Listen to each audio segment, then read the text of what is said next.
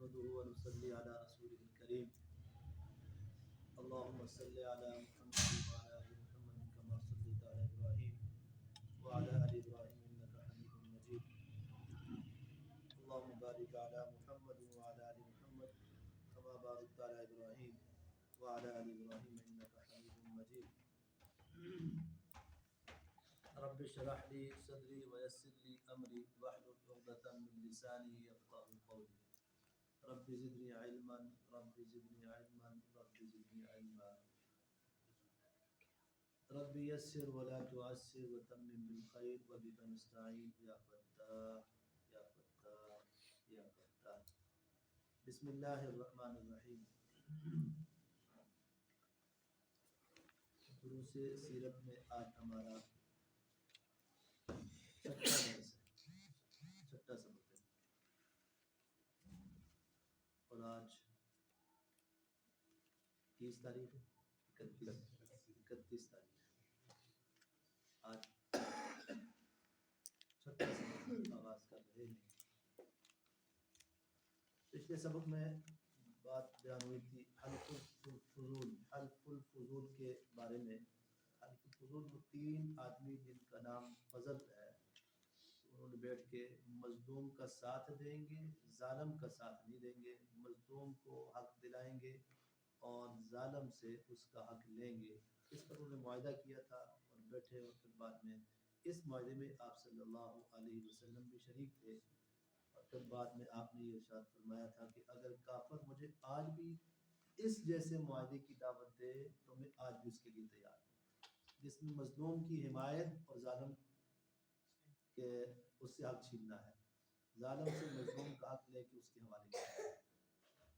اور دوسری بات، حضور علیہ السلام کا شام کا سفر تھا جو اپنے چچا کے ساتھ ابو طالب کے ساتھ ہوا تھا، وہاں نستورہ راہب تھا، اس کے ساتھ ملاقات ہوئی ہے، اور اس نے آپ علیہ السلام کو پہچانا ہے، اور ان کے چچا کو یعنی ابو طالب کو یہ کہا ہے کہ یہ وہ آخر الزمان پیغمبر جو آنے والا ہے، تو یہ وہ نبی ہے، اور میں نے اس بچے کو دیکھا ہے، یہ قریشی بھی ہے اور قافلہ وہاں سے بھی آیا ہے، اور میں نے اپنی ساری نشانیاں جو میں نے پڑھی تھی وہ اس میں ہے۔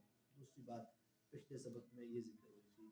اور تیسری بات جناب نبی کریم صلی اللہ علیہ وسلم کا جناب سیدہ طیبہ طاہرہ حضرت اماں خدیجہ کبریٰ رضی اللہ عنہا سے نکاح کا ہوا تھا، اور وہ نکاح کی بھی ایک تفصیل ذکر ہوئی ہے کہ وہ بڑی تجارت کرنے والی اور بڑی مال والی عورت تھی، ان کی کام تجارت کا تھا، ان کے والد بڑے تجارتی تھے، وہ چلے گئے تو ان کے حصے میں کافی مال آیا، انہوں نے اس تجارت کو زندہ رکھا، اور پھر اپنا سامان حضور علیہ السلام کو دے کے شام کی طرف آپ نے تجارت کے لیے بھیجا، اور پھر وہ میسرہ ساتھ گیا، اس نے سارا حساب کتاب دیکھا، اور ساری امانت داری دیانتداری حضور علیہ السلام کی وہ آ کر اماں خدیجہ سے بیان فرمائی، اور ساری بات اس نے ذکر کی ہے، اور راستے میں آنے اور جانے کی وہ برکات اور رحمتیں جو آپ نے دیکھی ہیں وہ آپ دن اس نے میسرہ نے حضرت اماں خدیجہ رضی اللہ عنہا سے بیان فرمائی ہیں، اور پھر حضور علیہ السلام کو پیغام نکاح بھیجا ہے، اور آپ نے اپنے چچوں کو، انہوں نے اپنے چچوں کو، چچوں نے مل کے آپ کا جو ہے رشتہ طے کیا، اور ابو طالب نے آپ کا نکاح پڑھایا ہے، اور اس طرح حضرت اماں خدیجہ سے آپ کی شادی ہوئی ہے۔ حضرت اماں خدیجہ کو پہلے بہت سارے نکاح کی آفریں ہوئی، اور مکہ کے بہت سارے لوگوں نے آفر کی ہے، لیکن کسی کی قبول نہیں کی، حضور علیہ السلام کی قبول فرمائی ہے۔ چوتھی بات یہ ذکر ہوئی تھی حضور علیہ السلام کی اولاد۔ حضور علیہ السلام کی اولاد میں آپ کے 4 بیٹی ہیں، اور بعض نے 3 اور بعض نے 4 بیٹے لکھے ہیں، اس کی تفصیل بھی ہوگی۔ حضرت اما فاطمہ الزہرا ہے، حضرت ام کلثوم ہے، حضرت زینب ہے، اور حضرت رقیہ ہے رضی اللہ عنہم اجمعین، اور حضرت عبداللہ ہے، حضرت ابراہیم ہے، حضرت قاسم طیب جس سے کہا جاتا ہے وہ ہے، یہ آپ کی اولاد ہے۔ پھر اس کے ساتھ ہی بیت اللہ کی تعمیر کا ذکر ہوا، جس میں حضور علیہ السلام نے خود شرکت فرمائی ہے، اور بیت اللہ کی تعمیر کا سلسلہ یہ ہو کہ وہ سیدھا ہو گیا تھا، اور سب بیٹھے انہوں نے بیٹھ کے یہ طے کیا کہ آپ اس کو دوبارہ بنانا چاہیے، اس میں حضور بھی علیہ السلام نے بھی شرکت فرمائی ہے، اور کیونکہ قریش کا مکہ طے یہ ہوا کہ جو جس دیوار کی طرف قبیلہ ہے وہ اس کو سنبھالے گا اور اس کو بنائے گا، اینٹیں پتھر سارے وہاں جو بھی تھا اس وقت انہوں نے اکٹھا کیا ہے، اور پھر ہر قبیلے نے اپنا باوا حصہ ڈالا، اور حضور علیہ السلام نے بھی اس میں حصہ ڈالا۔ اور جب بیت اللہ میں حجر اسود کی رکھنے کی باری آئی تو حضور علیہ السلام نے ان کے درمیان فیصلہ فرمایا، جھگڑا ہو گیا کون اٹھا کے رکھے اسے، تو جھگڑے کی نوبت جب آئی تو کام کافی خراب ہو گیا، تو کافی حد تک آگے گیا، تو انہوں نے پھر فیصلہ یہ کیا کہ کل جو اس میں سب سے پہلے داخل ہوگا، اس دروازے سے آئے گا، وہ ہمارا حکم ہوگا اور ہم اس پر فیصلہ اس کو مانیں گے، وہ جو فیصلہ کرے گا۔ اللہ کا کرنا ایسا ہوا، آپ علیہ السلام اگلے دن سب سے پہلے داخل ہوئے اور سب نے یہ نعرہ لگایا، ھذا امین ھذا محمد ھذا محمد ھذا امین، یہ امانت دار ہے، یہ سچا ہے، یہ صادق ہے، ہم اس کو اپنا حکم مقرر کرتے ہیں۔ تو حضور علیہ السلام تشریف لائے اور اپنے اپنی کملی مبارک چادر مبارک بچھائی، اس پہ سب کو وہ پتھر اس میں رکھا اور سب کو کہا بھی اس کو آس پاس سے سارے پکڑو، سارے قبیلوں والوں کو پکڑایا، اور جب وہ جہاں بیت اللہ میں جہاں اس کو رکھنا تھا حضور علیہ السلام نے اٹھا کے اس کے اندر رکھ دیا اور سارے جھگڑے کو ختم کر دیا۔ یہ تعمیر بیت اللہ میں اور حجر اسود کے رکھنے میں یہ بات ذکر فرمائی تھی۔ پھر اور شب کے صدر کی وجوہات کا ذکر ہو کہ شب کے صدر کیوں ہوا تھا، اس میں اللہ کی آج کا سبق کا آغاز وہ ایام اور وہ دن اور وہ سیرت کا آغاز سبق کا آغاز ہو رہا ہے۔ جتنے بھی پیغمبر اس سے پہلے تشریف لائے ہیں تو یہ بات تو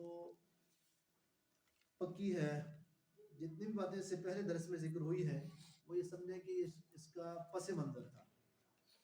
آج کے سبق سے پہلے جتنے بھی ہم نے اور جناب نبی کریم صلی اللہ علیہ وسلم کے ابتدائی زندگی سے لے کر اور ابتدا سے لے کر وہ جب سے حضور علیہ السلام کا سلسلہ نسب چلا ہے، جناب سید حضرت ابراہیم علی نبینا علیہ السلام سے لے کر اب تک 40 سال تک یہ جتنا بھی ہم نے ذکر کیا ہے آپ علیہ السلام کی زندگی، یہ سمجھے کہ یہ اس کا پس منظر ہے، اس پس منظر کو ذکر کیا۔ اب اصل زندگی کا آغاز ہو رہا ہے، اور انبیاء علیہ السلام کی زندگی کا اصل مقصد جب ان کو نبوت مل جاتی ہے تو تب شروع ہوتا ہے۔ مقصد زندگی جو حیات ہے جو انبیاء علیہ السلام کو دی جاتی ہے، وہ جب آپ کو نبوت ملتی ہے تو پھر اس سے آغاز ہوتا ہے، اور اصل زندگی کا آغاز اس وقت سے ہے کہ جب آپ کو منصب نبوت پر فائز کیا جاتا ہے، تو باقاعدہ طور پر کام شروع ہو جاتا ہے، اور جس کام کو دیا جاتا ہے اس کے پیچھے ہی پھر چلتے ہیں اور پھر اس کا سلسلہ آگے بڑھتا ہے۔ آپ علیہ السلام کی عمر مبارک 40 سال کی عمر میں آ گئی تو آپ علیہ السلام کو اللہ رب کائنات نے نبوت سے نوازا ہے، نبوت سے سرفراز فرمایا ہے، اور انبیاء عام لوگوں کی طرح نہیں ہوا کرتے، انبیاء عام لوگوں کی طرح نہیں ہوا کرتے ہیں۔ نبوت سے پہلی بھی جو انبیاء کی زندگی ہوتی ہے وہ ایسی نہیں جیسے عام لوگ گزارتے ہیں، اس طرح نہیں ہوتی ہے، بلکہ ابتداء پیدائش سے لے کر نبوت ملنے تک انبیاء علیہ السلام کی اللہ رب کائنات خود تربیت فرماتے ہیں اور نبوت کے لیے تیار فرماتے ہیں۔ آپ علیہ السلام کے بھی یہی اسی طرح ہی تربیت ہوئی ہے، جیسے ہم نے پیچھے یہ پڑھا ہے حضرت اماں حلیمہ سعدیہ سلام اللہ علیہا، اور انہوں نے جو برکات دیکھی ہیں اور بچپن کے جو انہوں نے حالات دیکھے ہیں، اور آپ علیہ السلام کی غیر معمولی جو واقعات انہوں نے دیکھے ہیں وہ سارے انہوں نے پھر بیان بھی فرمائے، وہ ساری بات ذکر ہوئی ہے۔ پچھلے درس میں ہم نے وہ ساری بات سن لی ہے۔ ایک حدیث پاک میں آتا ہے حضور علیہ السلام نے یہ بات ارشاد فرمائی کہ میں مکہ کے اس پتھر کو آج بھی جانتا ہوں کہ جب میں وہاں سے گزرتا تھا، مجھ پر وحی آنے سے پہلے جب میں اس سے گزرتا تھا تو وہ مجھے سلام کیا کرتا تھا، السلام علیکم یا رسول اللہ، وہ مجھے سلام کیا کرتا، اس پتھر کو میں آج بھی جانتا ہوں۔ تو یوں اللہ اپنے نبی کی کیا کرتے ہیں، بچپن میں تربیت فرماتے ہیں، اور تربیت کا ذکر کیا جاتا ہے۔ حضرات انبیاء علیہ السلام کی زندگی ایسی چیز نہیں ہے بلکہ ایسی ہے کہ اس سے پہلے جو موجود ہوتی ہے اللہ ان کی ہر طرح سے حفاظت فرماتے ہیں اور ہر لحاظ سے انہیں محفوظ بناتے ہیں۔ انبیاء علیہ السلام کی زندگی کو یہ نبوت ملنے سے پہلے پہلے وہ معصوم بھی ہوتے ہیں، محفوظ بھی ہوتے ہیں۔ جس عظیم الشان منصب کے لیے ان کی تیاری یا ان کا انتخاب ہوتا ہے اور اس کی تیاری ان کی پیدائش سے ہی شروع ہو جاتی ہے کہ ہم نے ان کو کس منصب اور کس مقام تک پہنچانا ہے، ان کی تیاری کا آغاز یہاں سے شروع ہو جاتا ہے۔ ان کی برکات اور ان کی بچپن کی ساری رحمتیں وہ شروع ہو جاتی ہیں۔ تو سب سے پہلے جو سلسلہ آغاز ہوا ہے وہ وحی کا آغاز ہے۔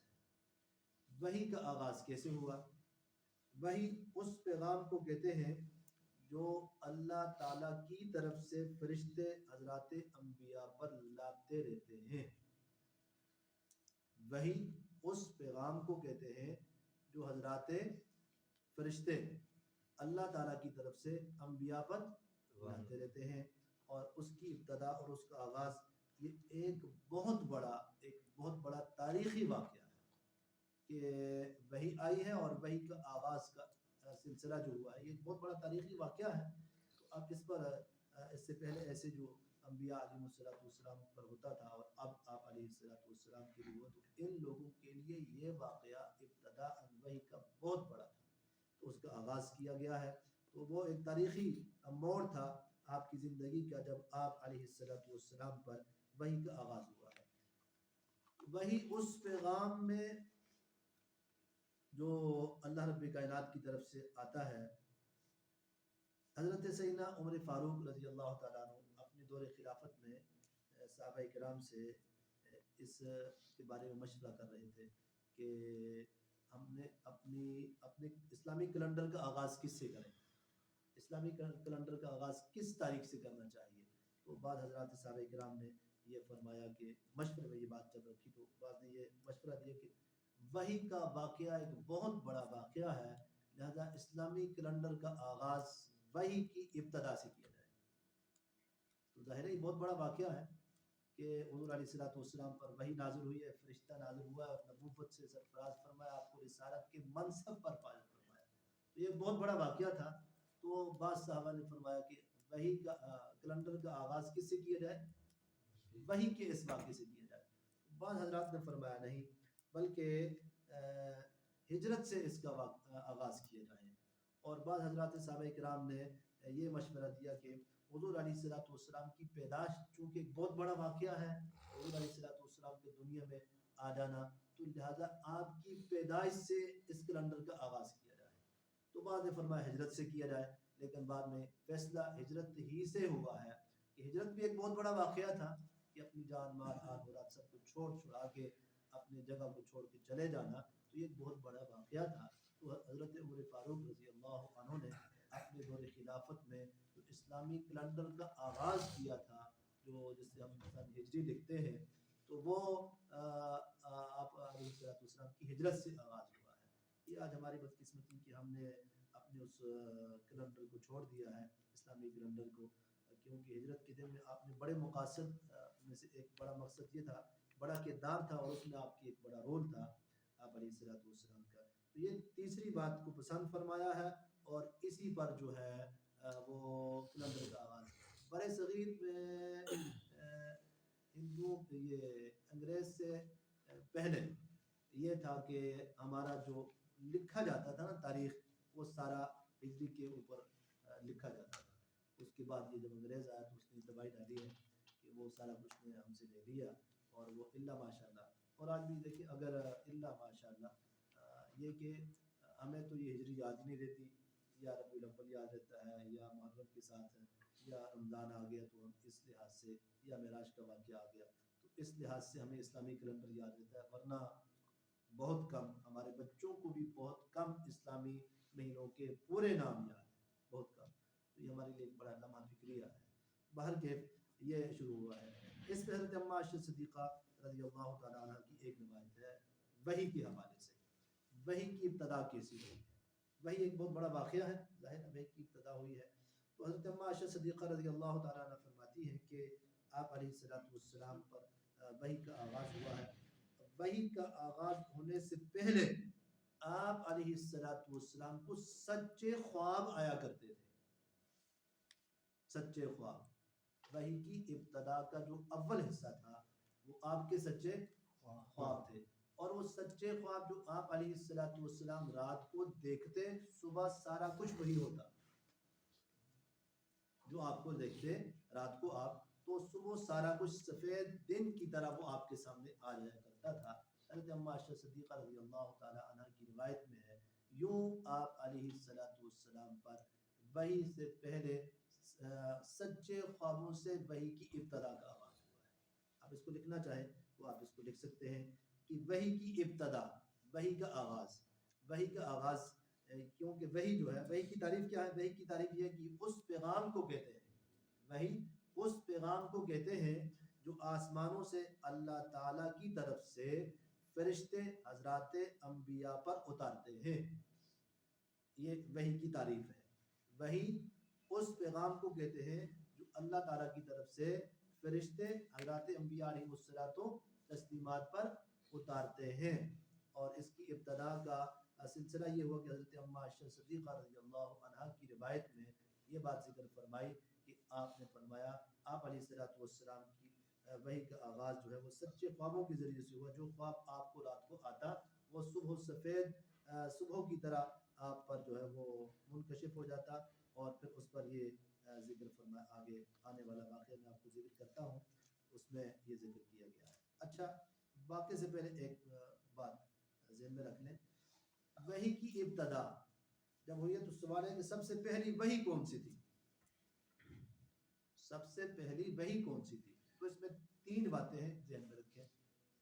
पहली बात यह है कि बाद ये फरमाया, सीरत नगारों ने भी लिखा है और मुहद्दिसीन ने भी लिखा है, इक़रा बिस्मि रब्बिकल लज़ी खलक़ खलक़ल इंसान मिन अलक़ इक़रा व रब्बुकल अकरम अल्लज़ी अल्लम बिल क़लम अल्लमल इंसान मा लम यअलम। ये 5 आयात जो सूरह अलक़ की है, इब्तदाअन वही की आगाज़ जो है वो इससे हुआ है। ये सूरह अलक़ की 5 आयात जो आयात हैं, इसमें इक़रा बिस्मि रब्बिकल लज़ी, आप पढ़िए अपने रब के नाम से, अल्लज़ी खलक़, जिसने आपको पैदा फरमाया है, अल्लज़ी अल्लम बिल क़लम, वो जिसने आपको कलम के ज़रिए से सिखाया है, अल्लमल इंसान मा लम यअलम, सिखाया इंसान को वो कुछ जो वो नहीं जानता। ये 5 आयात इब्तदाअन जो सूरह अलक़ की है, बाद में फरमाया कि ये इब्तदाई जो है वही है और इससे वही का आगाज़ हुआ है। दूसरा, वही के बारे में फरमाया सबसे पहले जो आयात नाज़िल हुआ, या अय्युहल मुद्दस्सिर कुम फअंज़िर व रब्बका फकब्बिर। तीसरी बात जो जिक्र फरमाई है वो सूरह वज़्ज़ुहा वल्लैलि इज़ा सजा मा वद्दअका रब्बुका वमा क़ला वलल आखिरतु खैरुल लका मिनल ऊला। सीरत नगारों ने, मुहद्दिसीन ने ये बातें लिखी, इसमें तदबीक दी है। अब तदबीक कहते हैं मिलाना, उन्होंने इन सब को मिला के इसका जिक्र फरमाया। कैसे तदबीक दी है? इसको आपस में यूं जोड़ा है कि ये तीनों बातें जो जिक्र हुई हैं, तीनों बातें अपनी जगह दुरुस्त है।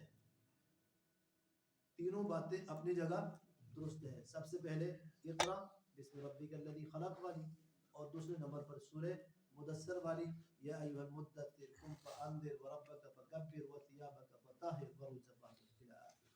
और तीसरी जो है वो सूरतुज़्ज़ुहा वज़्ज़ुहा वल्लैलि इज़ा। तीनों अपनी जगह सही है। अब इसमें हजरात मुहद्दिसीन ने और सीर वालों ने ये लिखा है कि जो इब्तदाअन वही हुई थी, इक़रा बिस्मि रब्बिकल लज़ी खलक़, ये है, इसमें सबसे पहले आपको नबुव्वत का आगाज हुआ है। आपको अल्लाह ने नबुव्वत अता फरमाई कि फरिश्ता नाज़िल हो गया और वही आना शुरू हो गई है। अब इसमें सिर्फ पढ़ने का जिक्र है, मनसब रिसालत का जिक्र नहीं।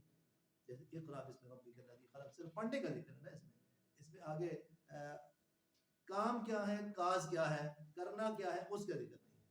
तो ये नबुव्वत की इब्तदा है।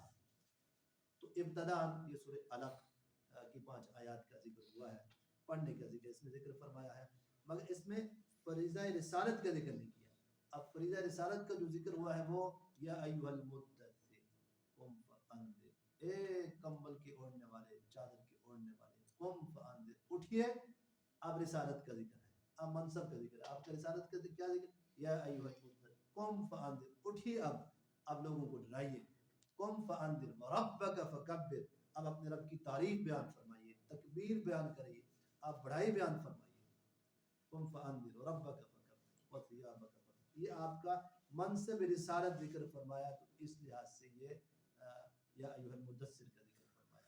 और तीसरी बात जो जिक्र फरमाई है, दरम्यान में कुछ अरसा तक वही नहीं आई, दरम्यान में कुछ अरसा वही बंद होगी। अब जब वही बंद होगी तो यहाँ लोगों ने बातें बनाना शुरू कर दी, बहुत सारी बातें लोगों ने की, कुछ अरसा तक वही का आना सिलसिला बंद हुआ। तो एक बहुत बड़ी बदबख्त, बदकिस्मत, बदज़बान और लाइन औरत ने जो थी, जिसने वही के ऊपर तबसरा करते हुए, वही के रुक जाने पर तबसरा करते हुए इतनी गलीज़ तरीन गंदी ज़बान इस्तेमाल की है। और आप भी सुन लें तो फिर एक दफ़ा आपके रोंगटे भी खड़े हो जाएंगे कि हुज़ूर अलैहिस्सलातु वस्सलाम को इतने सख्त अल्फाज के साथ उसने ये कहा है कि ये जो वही आना बंद होगी है, लगता ये है कि आपको आपके शैतान ने छोड़ दिया है।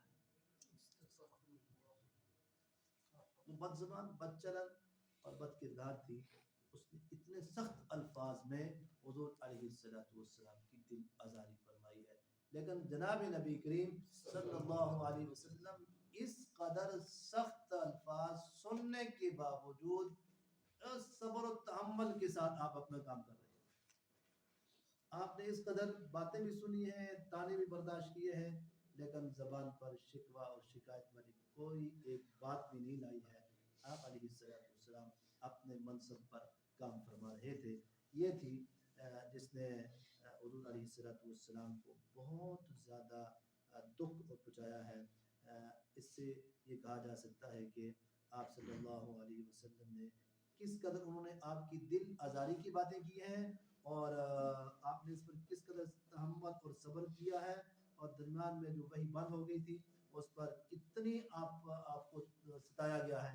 लेकिन जब दोबारा वही का आगाज़ हुआ है तो उसमें वद्दुहा वल्लैलि इज़ा सजा मा वद्दअका रब्बुका वमा क़ला वलल आखिरतु खैरुन लका मिनल ऊला, ज़िक्र फरमा मा वद्दअका रब्बुका वमा क़ला। लोगों ने इसके छोड़ दिया है और पता नहीं क्या कुछ बातें की, नाराज़ हो गया इस तरह, इससे अब वही आना बंद हो गई है, अब सिलसिला ख़त्म हो गया।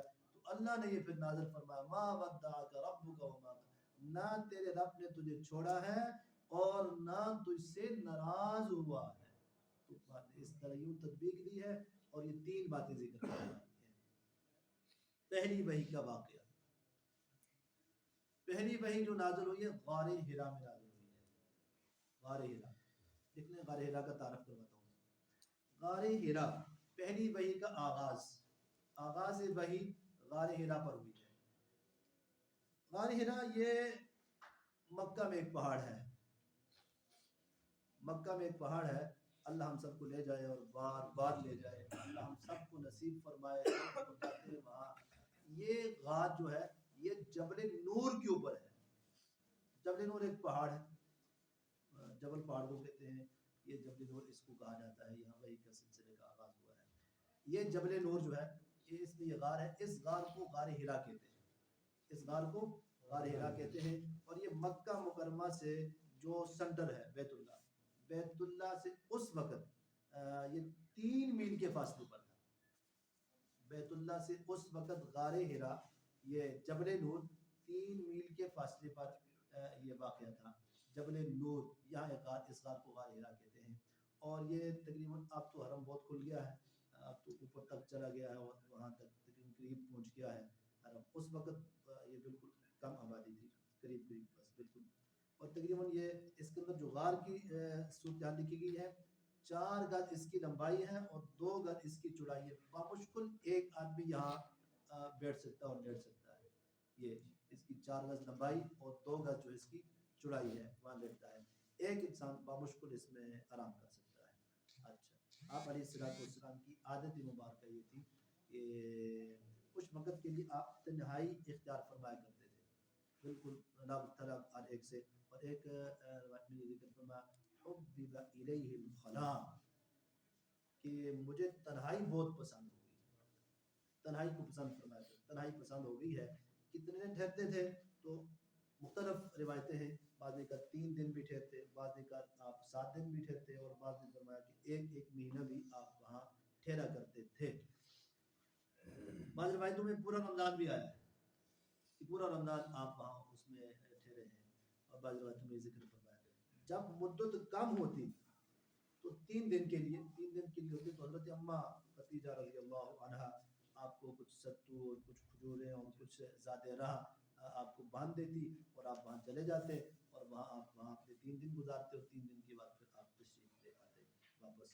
اور یہ بعض روایتوں میں یہ ذکر فرمایا. بعض روایتوں میں یہ ذکر کہ جب وقت زیادہ ہوتا، یعنی کہ آپ زیادہ وقت کے لیے وہاں جاتے، تو پھر حضرت اماں خدیجہ رضی اللہ عنہا یہی جبل نور کے پاس ہی کچھ لوگ یہاں رہا کرتے تھے، تو یہ ان کے رشتہ دار تھے. یہ یہاں سے وہاں چلی جاتی اور حضور علیہ الصلوۃ والسلام کے پاس وقتاً فوقتاً آتی اور جاتی، اور آپ کے زیادہ راہ کا اور آپ کے کھانے کا انتظام اور آپ کے پاس آنے جانے کی خیریت یہ آپ سے دریافت فرمایا کرتی تھی. یوں آپ علیہ الصلوۃ والسلام اس جبل نور میں رہا کرتے تھے، اور یہ آپ کی خبرگیری کیا کرتی تھی. کھانا لے جانا، کھانا پہنچانا، اور دیگر ضروریات جو تھی وہ اس وقت جو تھی وہ. تو فرشتہ آیا اور انہوں نے آ کر آپ کو کہا اقرا، آپ پڑھیے. حضور علیہ السلام نے ما انا بقاری، میں پڑھا ہوں نہیں، میں بھی پڑھ سکتا ہوں. حدیث میں آتا ہے حضور نے فرمایا پھر اس نے مجھے دبوچا، اپنے دونوں ہاتھوں میں لیا اور دبایا، دبانے کے بعد پھر اس نے مجھے چھوڑا، پھر کہا اقرا.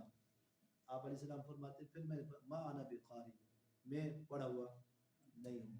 اور تیسری پھر اس نے مجھے دبایا اور پھر مجھے چھوڑا، اور پھر تیسری دفعہ اس نے کہا اقرا بسم ربک الذی خلق خلق الانسان من علق اقرا وربک الاکرم. جب اس نے تیسری دفعہ کہا نا اقرا بسم ربک الذی خلق، تو پھر میں نے کہا اقرا بسم ربک الذی خلق اقرا وربک الاکرم الذی علم بالقلم. یہ اس کا آغاز ہوا ہے وحی کا. 5 آیات وحی کی جو میں نے پڑھ کے سنائی ہے آپ کو. تو فرمایا جب وحی نازل ہوگی تو وحی کی نازل ہو جانے کے بعد روایات میں آتا ہے کہ آپ کا دل دھک دھک کر رہا تھا، آپ کو اوپر خوف طاری ہو گیا، کب کبھی طاری ہوگی. تو آپ وہاں سے نکلے ہیں اور سیدھا خدیجہ رضی اللہ عنہا کے پاس تشریف لائے ہیں، اور آپ وہاں آئے ہیں گھر میں. جب گھر میں پہنچے تو حضور علیہ الصلوۃ والسلام نے فرمایا کہ میرے اوپر چادر اوڑھ دو، کمبل اوڑھ دو، اور مجھے سردی لگ رہی ہے. آپ علیہ الصلوۃ والسلام سردی کی وجہ سے کانپ رہے تھے. چادر اوڑھی تاکہ خوف جاتا رہے. تو اس کے بعد پھر آپ نے وہ سارا قصہ سنایا حضرت اماں خدیجہ رضی اللہ عنہا کو. حضور علیہ الصلوۃ والسلام نے جو سلسلہ ہوا تھا وہ سارا قصہ آپ نے سنایا ہے کہ یوں ایک آدمی آیا ہے اور اس نے آ کے مجھے تو بوچا ہے، اور پھر مجھے اس نے کہا اقرا پڑھیے. تو میں نے ایک دفعہ اور دوسری دفعہ تیسری دفعہ میں پڑھنا کہا. تو حضرت اماں خدیجہ بہت ذہین عورت تھی، بہت فتین اور بہت چلاک عورت تھی، اور اللہ نے آپ کو بڑی فصاحت اور بلاغت اور آپ کو بڑی سمجھداری عطا فرمائی تھی. آپ سمجھ گئی کہ معاملہ یہاں کا نہیں ہے. فرمایا خیر ہے، کیا ہوا؟ مجھے اپنی ڈر اور خوف کا جو معاملہ ہے وہ بتائیے. حضور علیہ السلام نے مجھے ڈر لگتا ہے میری جان کا. تو آپ نے فرمایا قطعا باخدا، آپ کو اللہ کبھی بھی ضائع نہیں کرے گا، آپ کو قطعا اللہ کبھی بھی ضائع نہیں کرے گا. آپ تو صلہ رحمی کرنے والے ہیں، آپ تو غریبوں کی غریب پروی کرنے والے ہیں، اللہ آپ کو ضائع نہیں کرے گا.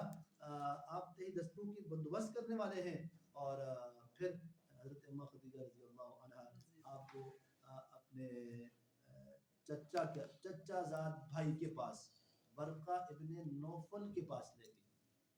ورقہ ابن نوفل کے پاس. اب ورقہ ابن نوفل لکھے میں ان کا تعارف کراتا ہوں. ورقہ ابن نوفل کون ہے؟ یہ ورقہ ابن نوفل اس وقت کا بڑا پادری تھا. حضرت خدیجہ رضی اللہ عنہا کے چچے زاد بھائی ہیں. حضرت خدیجہ کا چچے زاد بھائی ہے ورقہ ابن نوفل. زمانہ جاہلیت میں اس نے عیسائیت کو قبول کر لیا تھا، اور عبرانی میں یہ انجیل لکھا کرتا تھا. انجیل کو عبرانی میں لکھا کرتا تھا، عبرانی میں یہ انجیل کو لکھا کرتا تھا، اور بہت بوڑھا تھا.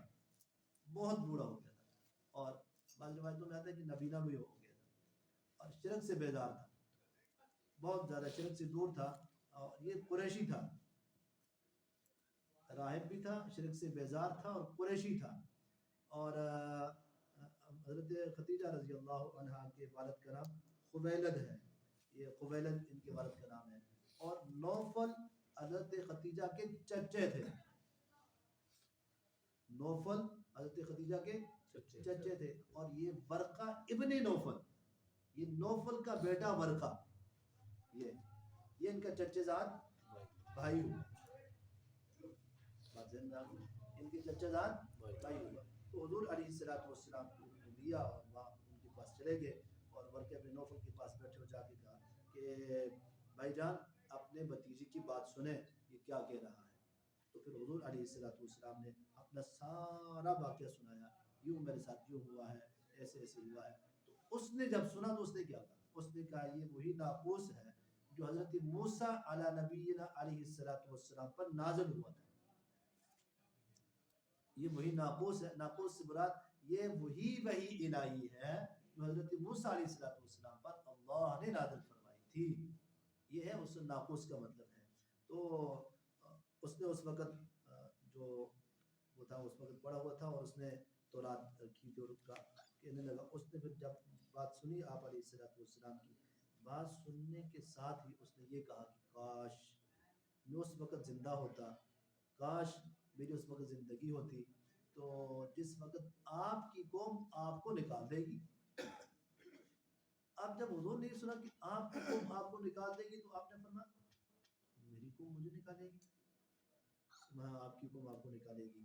جو بھی یہ پیغام لے کے آیا ہے، جو بھی اللہ کی طرف بلانے والا آیا ہے، جو بھی توحید الہی کا پیغام لے کے آیا، جب بھی کوئی بھی آدمی اس طرح کا پیغام لے کے آیا ہے تو اس کے رہنے والوں نے وہاں اس کو ضرور وہاں سے نکالا ہے. اس نے کہا اگر میں ہوتا تو میں آپ کی تائید بھی کرتا، آپ کی مدد بھی کرتا، اور جو کچھ مجھ سے ہوتا میں آپ کے ساتھ کرتا. اور اس کے بعد تھوڑی دیر کے بعد ورقہ ابن نوفل کا انتقال ہو گیا، کچھ دنوں کے بعد اس کا انتقال ہو گیا. یہ ورقہ ابن نوفل ہے جس کے بعد حضرت ام خدیجہ رضی اللہ عنہ حضور علیہ السلام کو لے گئی. اس بات پر سیرت نگاروں کا اتفاق ہے. بات ذرا غور سے سنیے گا کہ حضرت ام خدیجہ کبریٰ رضی اللہ عنہ ایمان لانے والوں میں سب سے پہلے ہیں، ایمان لانے والوں میں سب سے پہلے ہیں. بعض حضرات نے سیدنا صدیق اکبر رضی اللہ تعالی عنہ کو مقدم رکھا ہے، وہ کہتے ہیں حضرت سیدنا صدیق اکبر رضی اللہ عنہ سب سے پہلے مومن ہیں. اور بعض حضرات نے حضرت علی رضی اللہ عنہ کو سب سے پہلے رکھا ہے. بعض حضرات نے چوتھے جو شخص ہیں وہ زید ابن حارثہ رضی اللہ عنہ بعد ان کو کہا ہے. حضرات نے محدثین نے سیرت نگاروں نے ان تینوں کے درمیان تطبیق دی ہے، چاروں کے درمیان. وہ یوں ہے جنہوں نے یہ کہا کہ عورتوں میں سب سے پہلے حضرت خدیجہ، تو انہوں نے یہ تطبیق دی کہ سب عورتوں میں سب سے پہلے حضرت ام خدیجہ رضی اللہ عنہا ظاہر ہے انہوں نے اسلام کو قبول کیا ہے اور حضور علیہ السلام کے اس دعوت کو قبول فرمایا. عورتوں میں سب سے پہلے حضرت خدیجہ، اس لحاظ سے وہ سب سے پہلے ہیں، اس لحاظ سے وہ سب سے پہلے ہیں. اور بعد نے فرمایا کہ مردوں میں سب سے پہلے جس نے اسلام قبول کیا وہ حضرت سیدنا صدیق اکبر رضی اللہ تعالی عنہ کی ذاتی بابرکات ہے کہ جس نے بغیر کسی قیل و قال کے آپ علیہ السلام کے پیغام کو لیا اور آپ کی دعوت کو قبول کیا اور اسلام قبول کیا ہے، وہ حضرت ابو بکر صدیق رضی اللہ تعالی عنہ. تو یہ انہوں نے تطبیق دی ہے. اور بچوں میں سیدنا حضرت علی رضی اللہ عنہ بچوں میں سب سے پہلے اسلام قبول کرنے والے شخص ہیں. اور آزاد غلاموں میں سب سے پہلے جنہوں نے قبول کیا اسلام وہ حضرت زید بن حارثہ. زید بن حارثہ کا بڑا لمبا ایک واقعہ ہے. یہ چلتے چلاتے بکتے بکاتے آئے ہیں اور یہ قافلہ چل رہا تھا تو قافلے نے لوٹ لیا اور لوٹنے میں حضرت زید بن حارثہ کو بھی لے لیا ہے. اور یوں یہ مکہ کی منڈی میں آگے بکتے بکاتے تو حضرت ام خدیجہ رضی اللہ عنہا نے ان کو خرید لیا اور یہ ان کے غلام تھے. پھر حضور علیہ السلام کو تحفہ دن دیا تھا. तोहफ़तन आप अलैहिस्सलाम को हज़रत अम्मा खदीजा रज़ी अल्लाह अन्हा ने हज़रत ज़ैद इब्न हारिसा को तोहफ़तन गुलाम दिया था। तो हज़रत ज़ैद इब्न हारिसा इनके वालिद ढूंढते ढांढते जो है वो मक्का में पहुंच गए। पता चला कि मक्का में है। मक्का में आए तो हुज़ूर अलैहिस्सलाम के पास थे। तो एक रिवायत में है, एक सीरत की किताब में सीरत बकदम कदम बकदम उसमें ये बात लिखी कि हुज़ूर अलैहिस्सलाम उसको ले गए और लेके दरवाजे के ऊपर जा खड़े हो गए और जाके आपने ऐलान फरमाया कि ये आज के बाद ज़ैद इब्न हारिसा मेरा बेटा है। आज की बात ज़ैद इब्न हारिसा मेरा बेटा है। वो इस वाक़े के बाद हुआ था कि इनके बाप आ गए और बाप ने आकर जब पूछा तो पूछते पूछाते हुज़ूर के पास तशरीफ़ लाए। तो आप हुज़ूर अलैहिस्सलाम के पास बैठे हुए थे। अब जब बात सुनी तो हुज़ूर ने फरमाया ठीक है आप इनसे बात कर लें, मेरी तरफ से ज़ैद इब्न हारिसा आज़ाद है, ये जहाँ चाहे जा सकता है, मेरी तरफ से इससे कोई रुकावट नहीं है। तो हज़रत ज़ैद इब्न हारिसा को जब पूछा गया, चचा भी साथ था और एक दो बंदे और भी थे और उनके वालिद भी साथ थे, पूछा हाँ भाई चले हमारे साथ चलते हैं। तो उसने बड़ी खूबसूरत बात हज़रत ज़ैद इब्न हारिसा ने फरमाई है कि कुछ भी नहीं हो, कुछ भी हो जाए, मैं आप अलैहिस्सलाम पर आपको और अपने वालिद को और जो मेरे चचा अजीज आए, मैं आप पर इनको कभी भी तरजीह नहीं दे सकता।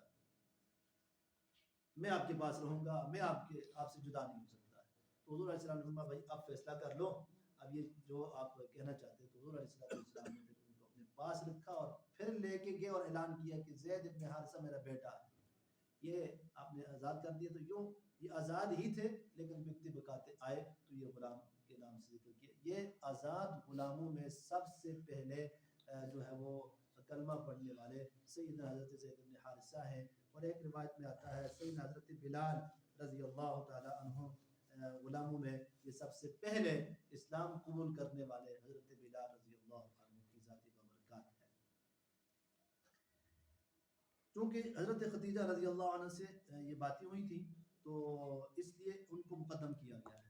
सारी इनसे बात चली थी तो ये सारी बातें उनसे हुई, वो उनको मुकद्दम रखा गया। पहली बात याद रखें, कुछ बातें हज़रत सैयदना सिद्दीक़ अकबर के हवाले से पहले याद रखें, फिर हज़रत सैयदना सिद्दीक़ अकबर की ईमान का जिक्र करते हैं। हज़रत सैयदना सिद्दीक़ अकबर रज़ी अल्लाह तआला अन्हु के बारे में आप अलैहिस्सलाम और हज़रत सैयदना सिद्दीक़ अकबर दोनों दरमियान में तकरीबन 2 साल का वक्फा है, 2-2.5 साल का तकरीबन इतना वक्फा है। जब आप अलैहिस्सलाम पर नबूवत का आगाज़ हुआ है उस वक्त तकरीबन 38 साल उम्र थी, 2-2.5 साल के दरमियान का फासला है। और इस वक्त तक रिवायात में आता है बचपन से आपके साथ हज़रत सैयदना सिद्दीक़ अकबर के मरासम थे और अच्छे मरासम थे, क्योंकि जिगरी दोस्त जिसे कहते हैं ना, जिगरी यार। तो हज़रत सैयदना सिद्दीक़ अकबर हुज़ूर अलैहिस्सलाम के जिगरी यार थे। और रिवायात में आता है कि कई सफ़र सैयदना सिद्दीक़ अकबर रज़ी अल्लाह तआला अन्हु ने हुज़ूर अलैहिस्सलाम ने इकट्ठे फरमाए। कई सफ़र तिजारत के आपने इकट्ठे किए और आते और जाते सारा सिलसिला ये आपका इकट्ठा ही रहा है। ये ज़िंदगी का वो हिस्सा है जिसमें जवानी भी है, लड़कपन भी है, बचपन भी है और फिर जवान होना भी है, बड़े होना भी है। और 40 साल तक का ये अरसा बहुत बड़ा ज़िंदगी का अरसा है और इसमें जो बंदा बचपन से लेकर 40 साल तक साथ रहा हो तो उससे ज़्यादा ज़िंदगी का वाकिफ़ कोई और नहीं ना हो सकता है।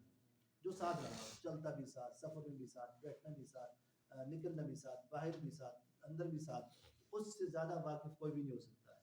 यूँ अगर इसका तजर्बा करना, 2 बंदे इंसान की ज़िंदगी की गवाही बेहतरीन गवाह बन सकते हैं।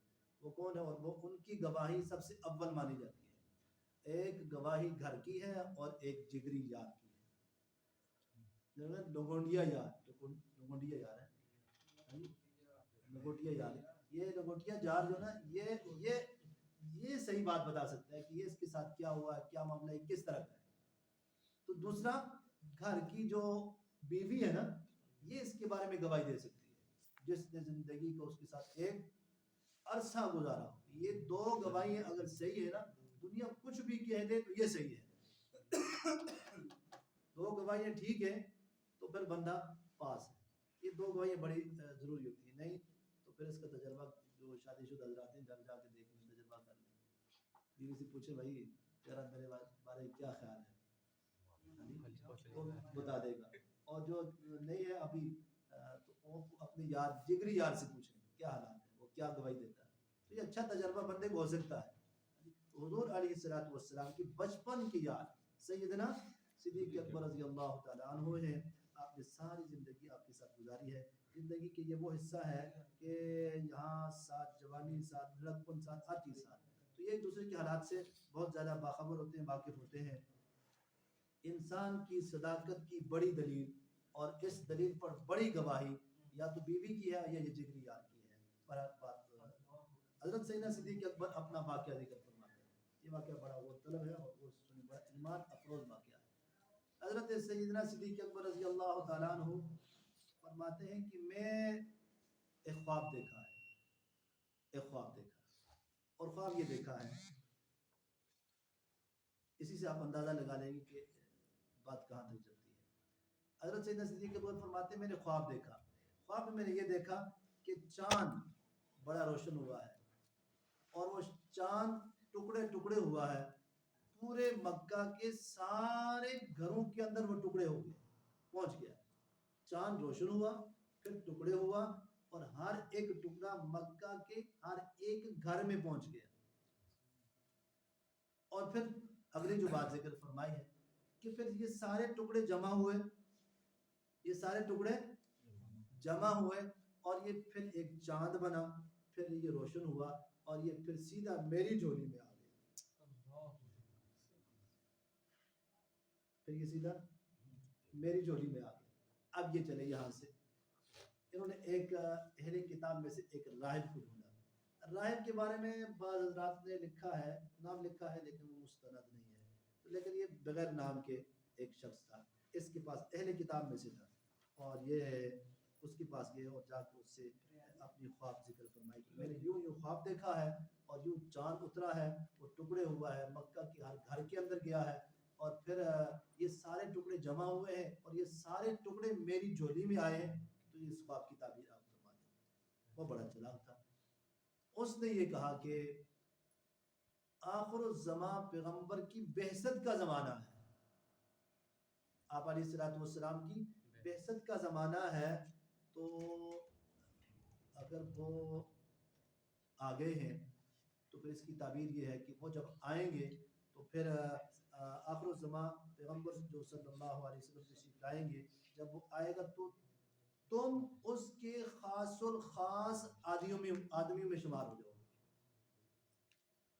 جب وہ آئے گا نبی آخر الزمان تو تم ان کے خاص الخاص بندوں میں شامل ہو جاؤ گے. اور حضرت سیدنا صدیق اکبر رضی اللہ تعالیٰ عنہ یہ خواب کی تعبیر دی اور پھر آپ علیہ الصلوۃ والسلام کے جو جگری یاد تھی، جگری باتیں تھی، وہ ساری حضرت سیدنا صدیق اکبر رضی اللہ تعالیٰ عنہ کے ساتھ ہوئی ہیں. یہ سیدنا صدیق اکبر رضی اللہ تعالیٰ عنہ کی ایمان کا جو واقعہ ذکر ہوا ہے. حکیم ابن حزام، حکیم ابن حزام کو یاد رکھیے، ان کا ذکر آگے کافی دیر تک آئے گا. حکیم ابن حزام یہ کون ہے؟ میں اس کا بھی تعارف کروا دیتا ہوں، آپ لکھ لیں. یہ حکیم ابن حزام بہت شریف النفس آدمی ہے. بعد میں مسلمان ہوتے، پہلے مسلمان نہیں تھے، بعد میں یہ مسلمان ہو گئے تھے. حکیم ابن حزام بہت شریف آدمی تھا اور زمانہ جاہلیت میں بھی جناب نبی کریم صلی اللہ علیہ وسلم کا یار تھا. آپ علیہ السلام کا بڑا اچھا دوست تھا اور یہ بڑا شریف النفس آدمی تھا. بعد میں مسلمان ہوا. حضور علیہ السلام کا خاص دوست تھا. یہ حضرت سیدنا صدیق اکبر ان کے گھر بیٹھے ہوئے تھے، حکیم ابن حزام کے گھر میں بیٹھے ہوئے تھے. اس سے پتہ چلا کہ یہ بڑا شریف النفس آدمی ہے اور اس بات سے ہمیں ایک سبق ملا ہے.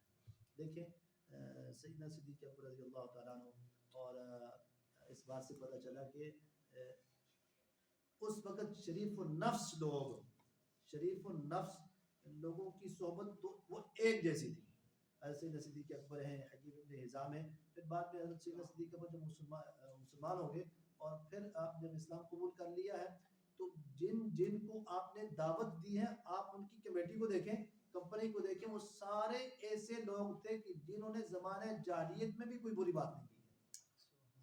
میں ان کا ذکر کرتا ہوں. وہ 5 آدمی کون تھے جن کو جو حضرت سیدنا صدیق اکبر کے یار دوست بیلی جو بڑے شریف نفس لوگ تھے زمانہ جاہلیت میں. یہ ان کی کمپنی تھی، اور اسی کمپنی سے بندے کو پتہ چل جاتا ہے بندہ. کہتے ہیں کسی کو پہچاننا تو اس کی یار کو دیکھ لو، کسی کو پرکھنا ہے تو اس کی یار کو دیکھ لو. نمازی ہے تو پھر نمازی ہے، اور اگر شرابی ہے تو پھر شرابی ہے، چرسی ہے تو پھر چرسی ہے. آپ ٹھیک ہو جائیں، سیدھے ہو جائیں. یہ سیرت کی کتاب ہے، سیرت کا یہ سبق ہے، تو اس میں بہت زیادہ ادب کا خیال رکھیں، بہت زیادہ ادب کا خیال رکھیں. بس بھائی بہت زیادہ ادب کا خیال رکھیں، دھیان سے سنیں. تو یہ وہاں بیٹھے ہوئے تھے حضرت سیدنا صدیق اکبر حکیم ابن حزام کے پاس بیٹھے ہوئے تھے. حکیم ابن حزام کی لونڈی آ گئی، وہ آئی باہر سے تو آ کر کہنے لگی آپ کو پتہ ہے آپ کی پھپھی نے بڑی عجیب بات کی ہے. حضرت اما خدیجہ رضی اللہ عنہ حکیم ابن حزام کی پھپھی لگتی ہے. آپ یہ بات اچھی طرح یاد رہے گی. حکیم ابن حزام یہ حضرت سیدہ خدیجہ کبریٰ رضی اللہ عنہ کے بھتیجے لگتے ہیں، اور یہ آپ کی پھپھی ہے. کہنے لگے یہ آئی تو آپ کے حضرت سیدنا صدیق اکبر بیٹھے ہوئے تھے، اور آگے کہنے لگی آپ کو پتہ ہے آپ کی پھپھی نے آج بڑی عجیب بات کی ہے. کیا کیا ہے؟ اس نے یہ کہا کہ میرا شوہر نبی ہونے کا اس نے دعویٰ کیا اور اللہ نے اس پر وحی کو نازل فرمایا. سیدنا صدیق اکبر رضی اللہ تعالیٰ نے جب یہ بات سنی چپکے سے یہاں سے اٹھ کر باہر نکلے. یہ حکیم ابن حزام کے پاس بیٹھے ہوئے تھے، لونڈی آئی، اس نے آ کر یہ بات کہی کہ آپ کی پھپھی نے آج عجیب بات کی ہے کہ میرے شوہر وہ نبی ہیں اور اللہ نے ان پر وحی کو نازل فرمایا ہے. حضرت سیدنا صدیق اکبر جب یہ بات سنی چپکے سے اٹھ کر باہر چلے گئے، سیدھا آپ علیہ الصلوۃ والسلام کے پاس چلے گئے. جب آپ علیہ الصلوۃ والسلام کے پاس پہنچے ہیں تو آپ نے واقعہ سنایا کہ اس وقت حضور علیہ الصلوۃ والسلام کو ابو القاسم کہتے تھے. ابو القاسم کے لقب سے آپ نے ذکر کیا، اور اکثر حضور کو اسی نام سے پکارا جاتا تھا. تو جا کے کہنے لگے یا رسول اللہ میں حکیم ابن حزام، جو بھی ابو القاسم کہا، یا میں نے یہ سنا ہے کہ آپ نے یہ کہا ہے کہ اللہ نے آپ کو نبوت سے سرفراز فرمایا ہے، اور آپ نے آپ کے سر پہ اللہ نے نبوت کا تاج رکھا ہے اور آپ پر وحی نازل ہوئی ہے. آپ علیہ السلام نے جب یہ سنا تو آپ نے فرمایا ہاں صدیق ایسی ہی بات ہے، لونڈی نے صحیح کہا ہے، ایسی ہی بات ہے، اللہ نے مجھ پہ میرے اوپر اپنی جو ہے وہ نبوت کا تاج سجا دیا ہے. حضرت سیدنا صدیق اکبر رضی اللہ تعالیٰ عنہ کے الفاظ سنیے. وہ وہاں بیٹھی ہی اگلی بات چونچ رہا، اور پھر ایسی کیسی بات نہیں ہوئی ہے. آپ نے فرمایا صدقت بأبی و امی انت، میرے ماں باپ آپ پر قربان، آپ نے سچ فرمایا. صدقت بأبی و امی انت وانت واہل الصدق. اے میرے نبی آپ تو اہل سچائی میں سے ہیں، اور اشہد ان لا الہ الا اللہ، میں اس بات کی گواہی دیتا ہوں اللہ کے سوا کوئی معبود نہیں، وانک رسول اللہ صلی اللہ علیہ وسلم، اور میں اس بات کی گواہی دیتا ہوں کہ آپ اللہ کے سچے رسول ہیں. حکیم ابن حزام سے اٹھے اور سیدھا حضور کے پاس چلے گئے، اور وہاں جا کے بغیر کسی چون و چرا کے آپ علیہ الصلوۃ والسلام کی بات کو تصدیق کیا اور مان لیا اور اسلام کو قبول فرمایا. حضور علیہ الصلوۃ والسلام ان لوگوں کی ایمان کی بڑی قدر کیا کرتے تھے، بڑی قدر فرمایا. حضرت اما خدیجہ رضی اللہ عنہ کی اور حضرت سیدنا صدیق اکبر رضی اللہ عنہ کی بڑی قدر فرمایا کرتے تھے. اور حضرت اما عائشہ فرماتی ہیں رضی اللہ عنہ کہ حضور علیہ الصلوۃ والسلام جب گھر میں آتے تو حضرت خدیجہ کا ذکر، بیٹھتے تو خدیجہ کا ذکر، اٹھتے تو خدیجہ کا ذکر، باہر نکلتے خدیجہ، اندر آتے تو خدیجہ. میں نے ایک دفعہ کہہ لیا یا رسول اللہ آپ اس بوڑھی عورت کو یاد کرتے رہتے ہیں، وہ آپ کے دل سے اترتی نہیں ہے. اللہ نے آپ کو اس سے بہترین اچھی اور ہر لحاظ سے اچھی ازواج عطا فرمائی ہیں، آپ بار بار اس کا تذکرہ کرتے ہیں. روایات ماتا حضور علیہ السلام کی پیشانی کے جو بال تھے نا، وہ غصے کی وجہ سے آپ غضبناک ہو گئے، غصے کی وجہ سے وہ تھرتھرا رہے. اور پھر فرمایا یہ بات سچی ہے کہ جو میرے ساتھ حضرت خدیجہ نے کیا ہے وہ کسی نے نہیں کیا. جب لوگوں نے مجھے ٹھکرایا ہے یہ خدیجہ نے مجھے ٹھکانہ دیا ہے. جب لوگوں نے مجھ سے پشت ہو گئے ہیں تو یہ خدیجہ نے اپنے مال کے ساتھ میری مدد فرمائی. خدیجہ نے اپنے مال کے ساتھ میری کیا کی ہے؟ مدد فرمائی. خدیجہ کا بڑا خیال فرمایا کرتے تھے. اور پھر آپ نے فرمایا میری ساری اولاد خدیجہ سے ہے، میری ساری اولاد खतीजा से। जब तक हजरत खतीजा थे हुजूर ने दूसरी शादी नहीं फरमाई। जब तक हजरत खतीजा जिंदा थी तो दूसरी शादी हुजूर ने नहीं फरमाई। हजरत अम्मा आयशा सिद्दीक़ा तो बहुत बाद में आई है ना हुजूर के निकाह में, बहुत बाद में आई है। जब तक आप जिंदा थी आपने किसी दूसरी औरत से शादी नहीं फरमाई है। तो आप अलैहिस्सलाम इनके ईमान की बहुत ज़्यादा कदर फरमाया करते थे। और दूसरा सैयदना हजरत सैयदना सिद्दीक़ अकबर रज़ी अल्लाह तआला अन्हु की बहुत दिलजोई फरमाया करते थे, बड़ी कदर फरमाया करते थे। फरमाया जिस वक्त लोगों ने इनकार किया है उस वक्त खतीजा के माल ने मुझे करार दिया है, जिस वक्त लोगों ने इनकार किया है खतीजा ने मेरा इकरार किया है। खतीजा मुझे संभालने वाली है। ऐसे ही सिद्दीक़ अकबर रज़ी अल्लाह तआला अन्हु के बारे में आपने इरशाद फरमाया है अबू बकर वो है, इनको बुरा भला ना कहा करो। एक रिवायत में आता है कि हज़रत सैयदना सिद्दीक़ अकबर, और आज की आखिरी बात है, हज़रत सैयदना सिद्दीक़ अकबर हज़रत उमर फारूक के दरमियान कुछ थोड़ी सी चपकलश हो गई, गर्मी सर्दी होगी। हज़रत उमर थोड़े सख्त तबीयत के थे और हज़रत सैयदना सिद्दीक़ बड़े नरम दिल के थे। दरमियान में कुछ आपस में नफ्स बढ़ गए और कुछ बातें गर्मा गर्मी होगी। इसी गर्मा गर्मी में हुजूर अलैहिस्सलाम को पता चल गया कि आपस में कुछ इनकी अनबन हो गई है। हुजूर को बड़ा गुस्सा आया। किस कदर आप अलैहिस्सलाम इस बात से अंदाज़ा लगा लें कि हुजूर अलैहिस्सलाम सैयदना सिद्दीक़ अकबर के ईमान की किस कदर फरमाया करते थे। बड़ा गुस्सा आया तो हुजूर चले गए। हुजूर ने जाके हज़रत उमर को कहा कि जिस वक्त तुम सब ने मुझे ठुकराया था ये सिद्दीक़ है जिसने मुझे इकरार किया था। तुम सब ने ठुकराया था, सिद्दीक़ ने मेरी तस्दीक की थी। तो तुम ऐसा नहीं कर सकते कि मेरी वजह से तुम इससे छोड़ दो, मेरी वजह से इसे तुम छोड़ दो, तुम ऐसा नहीं कर सकते। उस वक्त ये मेरे साथ खड़ा हुआ है, तुम मेरी खातिर इससे छोड़ दो, इससे कुछ ना कहा करो। और दूसरी बात आपने ये इरशाद फरमाई है कि मैंने जिसको भी ईमान की दावत दी है उसने बहस की है। ये कहा गौर करेंगे, फिक्र करेंगे। हज़रत अली रज़ी अल्लाह अन्हु को जब दावत दी तो उनका मशवरा करो, पहले पूछूंगा फिर बात करूंगा। उनका किस्सा में इंशाल्लाह फिर जिक्र करता हूँ। आप सल्लल्लाहु अलैहि वसल्लम ने फरमाया सिद्दीक वो शख्स है जब भी मैंने इस पर ईमान को पेश किया है तो इसने बगैर किसी बात के इसने मेरे कलमा को पढ़ा है और ईमान को कबूल फरमाया। बाकी सब ने एक दिन दो दिन बहस मुबासा पूछ गछ की है। तो सिद्दीक वो है कि जिसने किसी किस्म की कोई बात भी नहीं की, मैंने इस पर ईमान पेश किया, इसने कबूल फरमाया। ये है सैयदना सिद्दीक अकबर रज़ी अल्लाह तआला अन्हु की ज़ाती बाबरकत है। तीसरे नंबर पर जो इस्लाम को कबूल करने वाले हैं वो सैयदना हज़रत अली रज़ी अल्लाह अन्हु। पहले नंबर पर हज़रत अम्मा खदीजा रज़ी अल्लाह अन्हा और दूसरे नंबर पर हज़रत सैयदना सिद्दीक अकबर। अच्छा, हज़रात मुहद्दिसीन ने लिखा है तो इसलिए इल्म के लिहाज से मैं जिक्र कर देता हूँ। उन्होंने इस बात से जिक्र किया कि जब हकीम इब्ने हिज़ाम की लोंडी ने आकर ये बात कही थी कि आपकी फुप्पी ने ये बात कही है, तो उस वक्त मालूम होता है कि हज़रत सैयदना सिद्दीक अकबर को अभी पता ही नहीं था। अभी आपको पता नहीं था, दावा नबूवत का भी पता नहीं था, बाद में पता चला है और फिर उठे और फौरन वहां पे चले। इससे पता चलता है कि हज़रत अम्मा खदीजा पहले ही मान ला चुकी थी। तो तदबीक ये दी कि औरतों में पहले हज़रत खदीजा, मर्दों में पहले हज़रत सिद्दीक अकबर और बच्चों में सबसे पहले हज़रत अली रज़ी अल्लाह अन्हु ने इस्लाम कबूल किया है। ये सैयदना सिद्दीक अकबर रज़ी अल्लाह तआला अन्हु का ईमान है। आप अलैहिस्सलातु वस्सलाम पर ईमान लाने के बाद सैयदना सिद्दीक अकबर ने फिर अपने वो जिगरी यार जिन पर पेश किया है उन्होंने आगे कोई बात नहीं की है।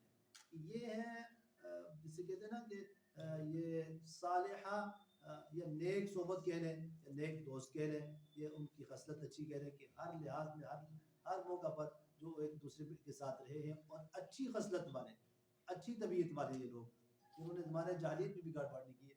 उनमें 5 आदमी आते हैं, 5 आदमी जिनको सैयदना सिद्दीक अकबर ने जब दावत दी तो फौरन आ गए। लगता है कि इनकी तबीयत बहुत अच्छी थी और इनके ज़माने जाहिलियत में भी ये अपनी तबीयत के लिहाज से और दूसरों के साथ रहम दिली वाला मामला करने वाले। हज़रत सैयदना सिद्दीक अकबर में जिनको दावत दी सबसे पहले हज़रत उस्मान इब्ने अफ़्फ़ान, हज़रत उस्मान इब्ने अफ़्फ़ान रज़ी अल्लाह अन्हु एक नंबर पे। दूसरे हज़रत ज़ुबैर इब्ने अवाम रज़ी अल्लाह अन्हु, इनको दावत दी और फौरन आ गए। انہوں نے اسلام کو قبول فرمایا. تیسرا طلحہ ابن عبید اللہ رضی اللہ عنہ, یہ بھی جگریات تھے اور ان کو جا کے اسلام پیش کیا اور فوراً انہوں نے اسلام کو قبول فرما لیا.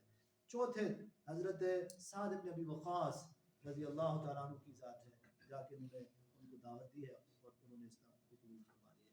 اور پانچویں ہیں حضرت عبد الرحمن ابن عوف رضی اللہ تعالیٰ عنہ. مزے کی بات یہ ہے یہ سارے ہی عشرہ مبشرہ میں ہیں.